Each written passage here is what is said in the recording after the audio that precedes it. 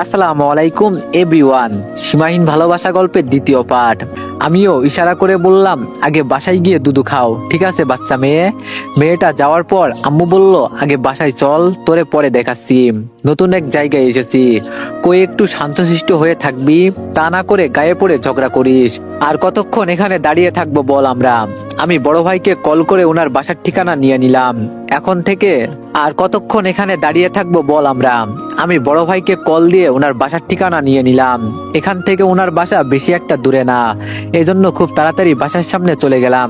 বাসার সামনে গিয়ে দেখি উনি আগে থেকেই দাঁড়ানো ছিল বাসার সামনে। আম্মু তো ভাইয়াকে দেখেই চিনে ফেলেছে। আমাদের দেখে ভাইয়া বলল, এত দেরি করে আসলি যে? আম্মু বলল, আর বলো না, রাস্তায় তোমার ছোট ভাই। আমি আম্মুকে থামিয়ে বললাম, ধুর আম্মু, বাদ দাও তো এইসব, ভাইয়া রুমটা একটু দেখিয়ে দাও। ভাইয়া বলল, চল আমার সাথে। ভাইয়া আমাদের একটা রুম দেখিয়ে বলল, এটা একটু ছোটই, এখানে 1 মাসের মতো থাক, পরে তোর পছন্দ মতো তুই রুম নিয়ে নিস। আর আমি 1 মাসের ভাড়া নিয়ে দিয়েছি, যদি কিছু দরকার হয় বলিস আমাকে। আর কালকে সকালে আমার সাথে এক জায়গায় যাবি, এখন যা যা দরকার আছে সবকিছু গুছিয়ে নিবি। বড় ভাই যাওয়ার পর আম্মু বলল, বাবা রুমটা কেমন জানো ছোট হয়ে গেল না? আমি বললাম, দেখি, সামনে মাসে বড় রুম নিব, চিন্তা করো না। আমি বাসা থেকে বের হয়ে বাজারের উদ্দেশ্যে রওনা দিলাম। আমার হাতের ফোনটা বিক্রি করে দিলাম। নতুন শহরে আসছি, হাতে 1 টাকাও নাই, কি করব কিছুই বুঝতে পারছি না। দেখি ভাইয়াকে বলে যদি কোনো একটা কাজ পেয়ে যাই তাহলে খুব ভালো হতো। বাজার করে বাসায় যাওয়ার পর আম্মু বলল, তোর খালা ফোন দিচ্ছে, কি করব বল। আমি কল কেটে দিয়েছি। আমি বললাম, দেখো আম্মু, আমি এখন বিয়ে করতে পারবো না, তুমি সরাসরি না বলে দাও। আম্মু বলল, কেন, বিয়ে করে নে, মেয়েটা তো ভালোই আছে। আমি বললাম, মেয়েটা ভালো আছে না, তাই তো বলছো? বিয়ের পর এসে যদি আমাকে বলে যে আমি আমার মা আর বোনের থেকে আলাদা হয়ে যাই, তখন কি হবে তোমাদের? এজন্য বলছি, এত বেশি বেশি বুঝো না। আমার কথা শুনে আমার আম্মু কিছুক্ষণ আমার দিকে তাকিয়ে রইলো। এর মাঝে আবার খালা কল দিল। আমি আম্মুকে বললাম, কল রিসিভ করো আম্মু, সমস্যা নেই। আর এটা বলবে যে আমরা শহরে চলে আসছি, ঠিকানা কিন্তু একদম দিবে না, ঠিক আছে? আম্মু ফোন রিসিভ করে কথা বলতে লাগলো। আমি দাঁড়িয়ে দাঁড়িয়ে আম্মুর কথা শুনছি। আম্মু ফোনটা আমার দিকে এগিয়ে দিয়ে বলল, নে তুই কথা বল। আমি ফোনটা নিয়ে বললাম, খালাম্মা কেমন আছেন? খালা বলল, আছি তো ভালোই, কিন্তু বাবা তুমি কাজটা কিন্তু ঠিক করো নাই, বলছো তুমি বাসায় যাবে, আর এখন? আমি বললাম, আমি বাসায় যাব না কোথায় যাব সেটা কি আপনাকে বলে যাব? কিন্তু আমার উপর আপনি এভাবে কোনো কিছু চাপিয়ে দিতে পারেন না। আমি আগে প্রতিষ্ঠিত হব, পরে বিয়ের চিন্তা। খালা বলল, বাবা আমি তো তোমার আম্মুর মতোই, আমার কথা। আমি বললাম, আম্মুর মতন বলবেন না, আর আপনাদের সাথে তো আমার কোনো সম্পর্ক নেই। আমরা যখন ছোট ছিলাম তখন তো একদিনও এসেও আমাদের খোঁজ খবর নেন নাই। এখন আপনাদের সাথে আমাদের কিসের সম্পর্ক? কোনো সম্পর্ক নাই আপনাদের সাথে আমার। আত্মীয় স্বজনের সাথে সম্পর্ক ছিন্ন করা পাপ বলে শুধু কথা বলি, নইলে সেই কোন দিনই। খালা বলল, আমার সাথে এভাবে কথা বলতে পারলে বাবা? আমি বললাম, আমি এভাবে কথা বলতে চাই নাই, আপনি আমাকে জোর করছেন বলে এভাবে কথা বলছি। নিজেকে খুব হ্যান্ডসাম সুপুরুষ ভাবেন মনে হচ্ছে। আমি বললাম, আরে ফারিয়া তুমি কেমন আছো বলো। ফারিয়া বলল, রাখেন আপনি আপনার কথা, শালা তুই আমার আম্মুর সাথে এভাবে কথা বললি কেন, কুত্তার বাচ্চা। আরো কত যে গালি দিল ফারিয়া, সেগুলো আর বললাম না। আমি সবকিছু শুনে বললাম, গালি দেওয়া হয়ে থাকলে ফোনটা রাখি। আমি আগে থেকে আন্দাজ করে নিয়েছিলাম যে তুমি কতটা ফালতু মেয়ে। আমার ভাগ্য ভালো ছিল যে আম্মুর কথা শুনে তোমাকে আমি বিয়ে করি নাই। তোমার মতো মেয়েরা বিয়ে করতে পারে ঠিক আছে, কিন্তু বিয়ের পর সুখী হতে পারবে না। তোদের সাথে আমাদের আর কোনো সম্পর্ক নেই, আর কল দিবি না আমাদের, ফোন রাখ। এই কথা বলে আমি কল কেটে দিলাম। আম্মু আমার মুখের দিকে তাকিয়েছিল। আমি হাসি দিয়ে বললাম, দেখছো তো এখন তুমি তোমার বোনের মেয়েকে, কেন আমি ওকে বিয়ে করতে চাই নাই। আমি আম্মুর ফোন থেকে সিমটা বের করে ভেঙে দিলাম আর বললাম, নতুন সিম আমি কিনে এনে দিব, আর পুরাতন কারোর সাথে কথা বলতে হবে না। আমি বিছানায় বসে চিন্তা করছি কি করব। তখন আমার ছোট বোন বলল, ভাইয়া ফোনটা একটু দিবি, একটা ক্লাস করতাম। আমি হাসি দিয়ে বললাম, ফোন বিক্রি করে দিয়েছি, কি করব বল, হাতে 1 টাকাও নাই, দেখি যদি ভালো কাজ কাম পাই পরে একটা ফোন কিনে নিব।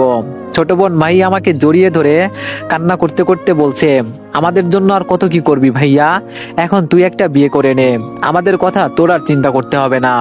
আমি বললাম, সারা জীবন আম্মু আমাদের জন্য কত কিছু করেছে, আর এগুলো কিছুই না। তবে তোর কাছে আমার একটা অনুরোধ, একটু হাসি খুশি থাকিস সব সময়। এভাবে চুপ থাকলে আমার ভালো লাগবে বল? যা বলিস তাই তো দিই। আমার কাছে টাকা আছে কিনা সেটা তো আমি দেখি না, দরকার হলে নিজের শরীরে রক্ত বিক্রি করব, মাহি বলল, প্লিজ ভাইয়া আর কিছু বলিস না, আমার খারাপ লাগছে। আমি বললাম, আচ্ছা এখন গিয়ে আম্মুর কাছে সাহায্য কর যা, এভাবে চুপচাপ বসে থাকিস না। মাহি চোখের পানি মুছে বলল, আচ্ছা ঠিক আছে ভাইয়া। রাতে বড় ভাইয়া হোটেল থেকে খাবার আনিয়ে দিল। যাই হোক, উনি আছে বলে আমি একটু ভালোই সুযোগ সুবিধা পাচ্ছি। সকালে বড় ভাই আমাকে সবকিছু ঘুরিয়ে ঘুরিয়ে দেখাতে লাগলো। ভাইয়া নাকি আজকে বিকালে চলে যাবে, এজন্য আমাকে সবকিছু বলে যাচ্ছেন। বিকালে ভাইয়া যাওয়ার আগে আমার হাতে একটা ঠিকানা দিয়ে বলল, ওখানে গিয়ে আমার নাম বলবি, ঠিক আছে? আর বলবি আমাকে পাঠিয়েছেন টিউশনি করানোর জন্য। আর বলবি আজ থেকে আমি আপনার মেয়েকে টিউশনি করাবো, বর্তমানে একটা কর, পরে তুই খুঁজে নিস। বড় ভাইয়াকে জড়িয়ে ধরে ধন্যবাদ দিলাম। যাক, ভালোই হলো, রুম ভাড়াটা ম্যানেজ করতে পারবো বলে মনে হচ্ছে। ভাইয়া দরজায় তালা লাগিয়ে দেশের বাড়ির উদ্দেশ্যে রওনা দিল। আমি বড় ভাইয়ের দেওয়া ঠিকানা অনুযায়ী চলে গেলাম। বাসার সামনে গিয়ে কলিং বেল দিতেই আঙ্কেল এসে দরজা খুলে দিল। ওনার চোখে চশমা দেখে আমি বুঝে গেছি এই বাসার মালিক উনি। আমাকে দেখে আঙ্কেল বলল, তা বাবা কি চাই এখানে? আমি আমার বড় ভাইয়ের নাম বলে বললাম, ভাইয়া আমাকে এখানে পাঠিয়েছে টিউশনি পড়ানোর জন্য। আমার কথা শুনে আঙ্কেল বলল, ওকে আমি বলেছিলাম। আচ্ছা ঠিক আছে, ভিতরে এসো, বসো, তোমার সাথে আমার কিছু কথা আছে। আঙ্কেলের কথা মতো আমি ভিতরে গিয়ে সোফায় বসলাম। আঙ্কেল আমার সামনে বসে বলল, এই পর্যন্ত মোট 5 জন স্যারকে বিদায় করেছে আমার মেয়ে। প্রথম দিন এসেই সবাই চলে যায়, আর চলে যায় কেন এটাই বুঝি না। যদি জিজ্ঞাসা করি কেন চলে যাচ্ছ, উত্তরে শুধু বলে, আপনার মেয়েকে পড়ানোর মতো যোগ্যতা আমার নেই, উল্টা ও আমাদের পড়াবে। বিষয়টা কি তুমি ভালো করেই বুঝছো তো? এজন্য তোমার ভাইয়াকে বললাম ভালো মেধাবী একটা ছেলে খুঁজে দিতে। আঙ্কেলের কথা শুনে আমি হাসি দিয়ে বললাম, এইসব ভূত যে কিভাবে দূর করতে হয় তা আমার ভালো করেই জানা আছে, এই নিয়ে আপনি কোনো চিন্তা করবেন না, বিষয়টা আমি দেখছি। আঙ্কেল বলল, আচ্ছা ঠিক আছে, আমার মেয়ের সাথে তোমার পরিচয় করিয়ে দিই। আঙ্কেল ছুটি ছুটি করে ওনার মেয়েকে ডাকতে লাগলো। নামটা শুনেই যেন আমার বুক ধুকধুক করতে লাগলো। এটা তো স্টেশনের সেই সুইটি না তো, যার সাথে কালকে আমার ঝগড়া হয়েছিল? সিঁড়ি বেয়ে যেই মেয়েটা নামছে তাকে দেখে আমার হালুয়া টাইট হয়ে গেছে। এটা সেই মেয়ে যার সাথে আমার স্টেশনে ঝগড়া হয়েছিল। এই মেয়েকে আমার পড়াতে হবে। আমি শেষ ভাই আজকে। কিন্তু এখন এই মেয়ের হাত থেকে বাঁচা খুব জরুরি। কি বলবো এখন, এটাই তো মাথায় আসছে না। তখন কেন যে এই মেয়ের সাথে ঝগড়া করতে গেলাম, আজকে কোনোভাবে বাঁচতে পারলেই হলো বাবা। মেয়েটা আমার সামনে এসে আমাকে দেখে চিৎকার দিয়ে বলল, তুই এখানে? আজকে তো তোরে আমি খাইছি। আমাকে বলিস আমি পিচ্ছি, আমি ফিডার খাই? আজকে তোরে আমি ফিডার খাওয়াবো। আঙ্কেল সুইটিকে ধমক দিয়ে বলল, কার সাথে কিভাবে কথা বলতে হয় তা কি তুই জানিস না? উনি তোর নতুন স্যার, তোরে পড়াতে এখানে আসছে। সুইটি বলল, বাবা আমি বলছিলাম না স্টেশনে একটা ছেলে আমার গায়ে পড়ে ঝগড়া করছিল, এটাই হলো সেই ছেলে, বিশ্বাস করো বাবা। আঙ্কেল বলল, দেখ সুইটি, উনি আজ থেকে তোরে পড়াবে, এজন্য বলছি সম্মান কর, উল্টাপাল্টা কিছু কথা বলিস না। হতেও তো পারে তুই যারে দেখলি সেটাই ছেলে না। আমি এবার আঙ্কেলের সাথে তাল মিলিয়ে বললাম, ঠিক বলছেন আঙ্কেল, আমি তো সেটাই বলতে চেয়েছি। আর আমি তো এই শহরে আছি 3 বছর ধরে, হয়তো আমার মতো আপনার মেয়ে অন্য কাউকে দেখেছে। আমার কথা শুনে সুইটি মাথায় হাত দিয়ে বলল, কি জানি বাবা, আগে শুনতাম মানুষের মতো দেখতে নাকি আরো মানুষ আছে, আজকে তো দেখি সেটাই সত্যি হচ্ছে। আচ্ছা ঠিক আছে বাবা, তোমার পরিচয় করিয়ে দিতে হবে না, আমি স্যারের সাথে পরিচিত হয়ে নিব। এখন গিয়ে আমি টেবিল গুছাই, তুমি স্যারকে উপরে পাঠিয়ে দিও। আঙ্কেল সুইটিকে বলল, সাবধান মা, ওনার সাথে কোনো দুষ্টামি করবি না। আগে কয়টা স্যার বিদায় করলি মনে আছে তো? এভাবে চলতে থাকলে তুই ফেল করবি, আর এমন করিস না মা। সুইটি উপরে যেতে যেতে বলল, শেষ সময় হলে দেখা যাবে বাবা। সুইটি যাওয়ার পর আঙ্কেল বলল, সাবধান বাবা, আমি কিন্তু তোমাকে আগেই সতর্ক করে দিচ্ছি। সুইটির আম্মু, কই তুমি, এখানে আসো তো। আঙ্কেলের কথা শুনে একজন মহিলা ভিতর থেকে বের হয়ে আসলো। মহিলা বললে ভুল হবে, ওনাকে মেয়ে বলতে হবে। আরে উনি তো সুইটির আম্মু, আমার তো দেখেই বিশ্বাস হচ্ছে না, এত অল্প বয়সে উনি সুইটির আম্মু হয়ে গেল। না ভাই, বলতে হবে। আজকাল টাকাওয়ালা মাথানাড়া টাকলা কাকুরা সুন্দর সুন্দর বউ পায়, আর আমাদের কপালে হালার ভদ্রতার খাতিরে এখন আমাকে উনার আন্টি বলে ডাকতে হবে, নইলে ঠিকই আপু বলতাম। আন্টি আমাকে দেখে বলল, এই ছেলেকে? আঙ্কেল বলল, তোমার মেয়ের নতুন স্যার, ওকে সুইটির রুমে দিয়ে আসো।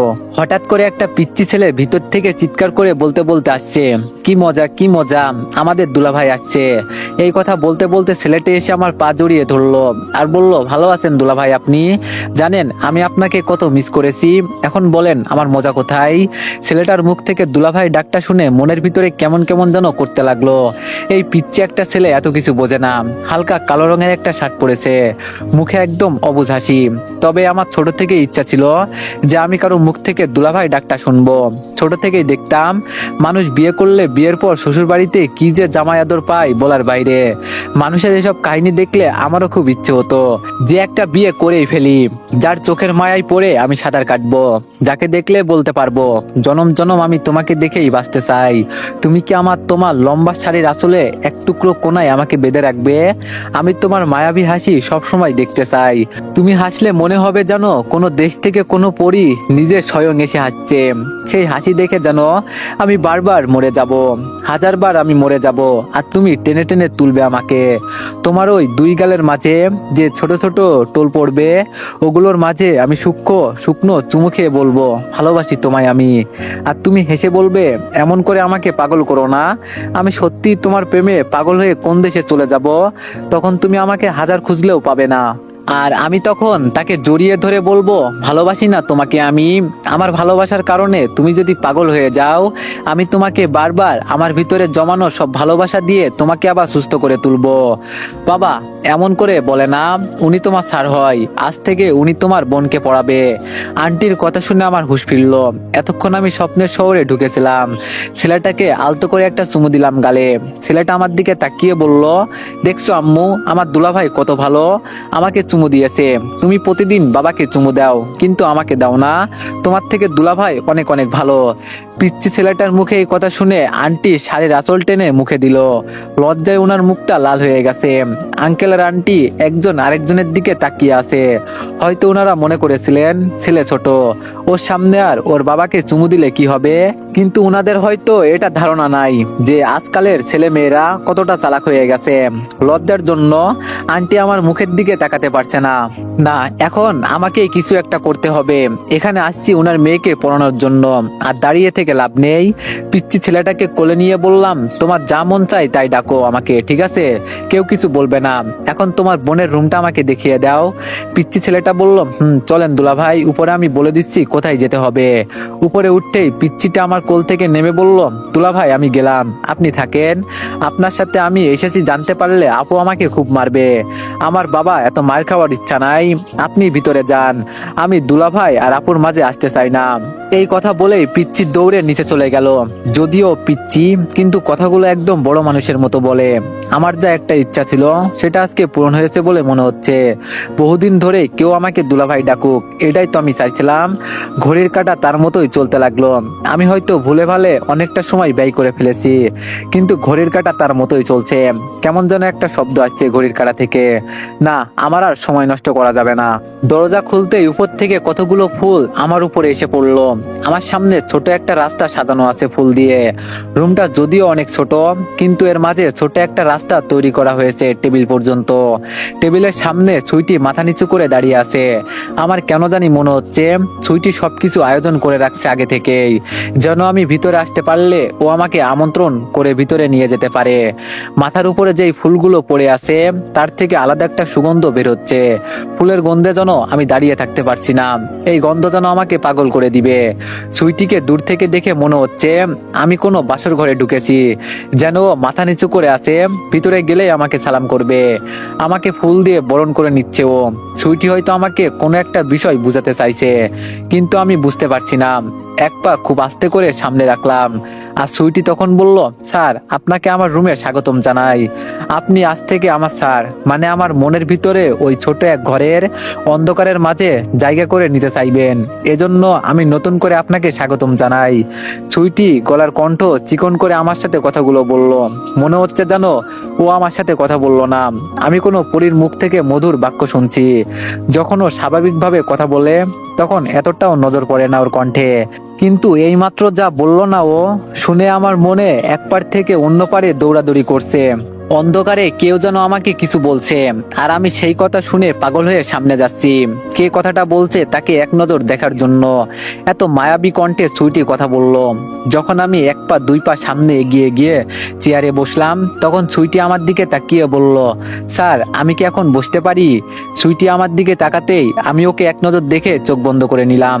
একটা মেয়ে দেখতে শুনতে এত সুন্দর হওয়ার পরেও যদিও সাজুগুজু করে, তাহলে তাকে দেখে কে বলবে না এই মেয়ে বিশ্ব সুন্দরী? যদি কোনো এক পরীকে এনে সুইটির পাশে দাঁড় করানো হয়, তাহলে সেই পরীকে সুইটি হার মানিয়ে নিবে। আমার ভিতরে মনটা শুধু বের হবে হবে বলে মনে হচ্ছে। মনের ভিতরে আস্তে শব্দ করে বলছে, আমাকে আটকিয়ে রাখিস না, আমি আর তোর কাছে থাকতে চাই না। আমার সামনে এক ডানাকাটা পরী দাঁড়িয়ে আছে, সে হাত বাড়িয়ে আমাকে ডেকে বলছে, আমার মনের ঘরের তালা ঝুলানো আছে, যদি তুমি চাবি ছাড়া আমার মনের ভিতরে প্রবেশ করতে পারো, তাহলে আমি তোমাকে না করব না। আমার মনের ভিতরে একবার ঢুকে দেখোই না তুমি? সুইটি বলল, স্যার চোখ বন্ধ করে আছেন কেন? আমার দিকে তাকাতে কি লজ্জা পাচ্ছেন? এর আগে কত স্যার চলে গেল আমার সামনে থেকে, কিন্তু আপনাকে দেখে কেমন যেন অদ্ভুত লাগছে স্যার। সুইটির কথা শুনে আমি ওর দিকে তাকালাম।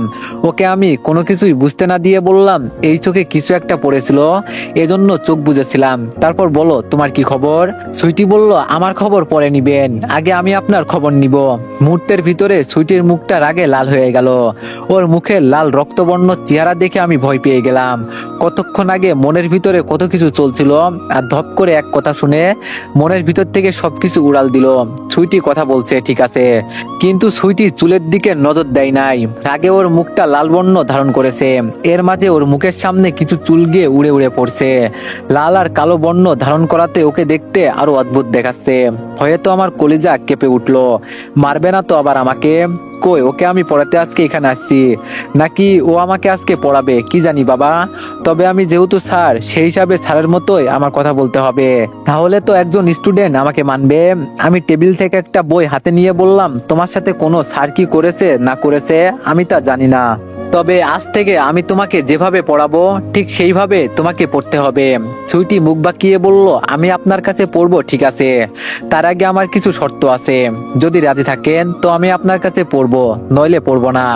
যদি আমার কথার উপর আপনি বেশি বাড়াবাড়ি করেন, তাহলে আমি আম্মুকে বলবো আপনি প্রথম দিনই আমার শরীরে হাত দেওয়ার চেষ্টা করেছেন। আর এরপর কি হবে বোঝেন তো? এজন্য আমার কথা আপনি মেনে নেন।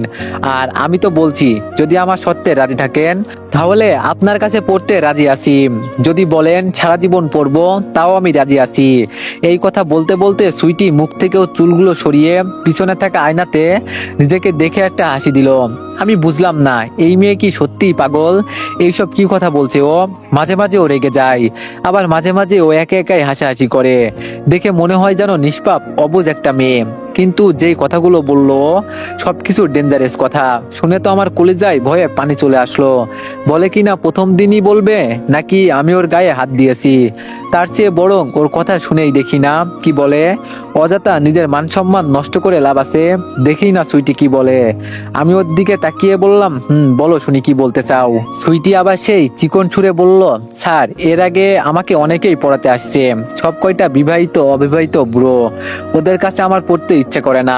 আপনি ইয়াং একটা ছেলে, আর বাবাও আজকে আপনার কথা বলল, এজন্য ভাবলাম আপনাকে একটা সুযোগ দেওয়ার দরকার। এজন্যই তো আপনার জন্য এত করে সবকিছু সাজিয়ে রাখছি। ওই একটা গান আছে না স্যার, আমি সাজাবো তোমাকে মনের মতো করে, সাথী হয়ে রবে তুমি আমার ওপাশে, আমি সাজাবো তোমাকে। কে জানে এই সাজানো তো অনেক দূর এগিয়ে যেতেও পারে, আবার নাও যেতেও পারে। তবে আমি চাই আপনি আমার পাশে থেকে অনেক অনেক দূরে এগিয়ে যান। বেয়াদবি মাফ করবেন স্যার, আপনার বুকের উপর লোমের সাথে মিশালো একটা ছোট তিল দেখা যাচ্ছে, ওটা কিন্তু খুব কিউট লাগছে দূর থেকে, যার কারণে আপনাকে আরো বেশি হ্যান্ডসাম লাগছে। আমিও চাই এভাবে একটা শার্টের বোতাম খোলা থাক, মাঝে মাঝে পড়তে পড়তে আপনার বুকের উপর আমার নজর যাবে, তখন আমার ঠোঁটের কোনায় হাসি ফুটে উঠবে স্যার, ভালোই লাগবে কি বলেন আপনি? ছুটির কথা শুনে তাড়াতাড়ি শার্টের বোতাম লাগিয়ে দিলাম, আর নিজেকে নিজেই গালি দিতে লাগলাম, কেন যে আজকে শার্টের বোতাম লাগালাম না। তবে ওর মায়াবী মুখে মায়াবী কণ্ঠে কথাগুলো শুনে মনে হচ্ছিল আরো অনেক কিছু বলুক ও আমাকে। আমি মন ভরে শুধু ওর কথাই শুনে যাই। শার্টের বোতাম লাগিয়ে বললাম, এখন এসব কথা বাদ দিয়ে আসল কথা বলো, কি বলবে, নইলে আমি চলে যাব। সুইটি বলল, স্যার রাগ করেন কেন? আপনি চলে গেলে আমার কি হবে? আমি যে ফেল করব, আপনাকে ছাড়া আমার পক্ষে পাশ করা সম্ভব নয়। তবে সব স্যারদের আমি প্রশ্ন করছি, এজন্য আপনাকেও আমার প্রশ্ন করতে হবে। সবাইকে করছি 5টা প্রশ্ন, আপনাকে করব 2টা। একটা করব বুদ্ধির প্রশ্ন, আরেকটা আমার পার্সোনাল। বর্তমানে একটা পারলেই হবে। সুইটির কথা শুনে আমার একটু একটু ভয় হতে শুরু করলো। না জানি এখন আবারও কি উল্টাপাল্টা প্রশ্ন করে ফেলে। আমি এখানে ছাড় হয়ে এসেছি, আমার একটা আলাদা সম্মান আছে। ছাত্রীর কাছে হার মানা যাবে না, নিজের মান সম্মানের বিষয়। বুকে এক আকাশ পরিমাণ সাহস রেখে বললাম, বলো শুনি তোমার কি প্রশ্ন। সুইটি এক হাত উঁচু করে বলল, স্যার প্রশ্নটা হচ্ছে চর মাইনাস চিমটি সমান সমান 3। এটা আপনি প্রমাণ করে দেখান, তাহলে আমি মনে করব আপনি আমাকে সারা জীবন খুব যত্নে পরম মমতার সাথে পড়াতে পারবেন। সুইটি খুব আগ্রহ সহকারে আমার দিকে তাকিয়ে আছে, আমি কি উত্তর দিব। তো এভরিওয়ান, উত্তরটা না হয় তোমরাই দিয়ে যাও। আর সবাই নেক্সট পার্টের জন্য একটু বেশি বেশি লাইক আর কমেন্ট করে দিয়েন। ধন্যবাদ।